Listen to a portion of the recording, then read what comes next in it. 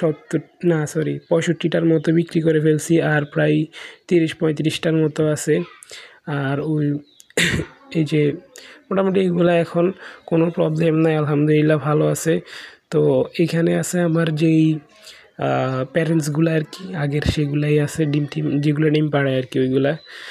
এই অবস্থা আর কি। আর এই যে নতুন সেটআপের কথা বলতেছিলাম, যে এই যে এই পাশের নেটটা দেখতেছেন এখানে, আর ওই পাশের নেট, আগে পুরাটা একটা কেস ছিল, এখন টোটাল 3টা কেস করে ফেলছি।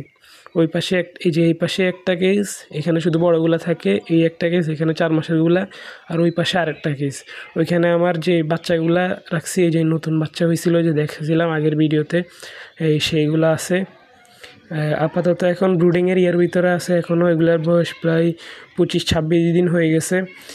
এরপরে আরেকটু বড় হইলে ব্রুডিংয়ের ইয়ে থেকে বের করে নিচে ফ্লোরে ছেড়ে দিব, এখানে থাকবে। আর এখানে কোয়েল আছে, কোয়েলগুলো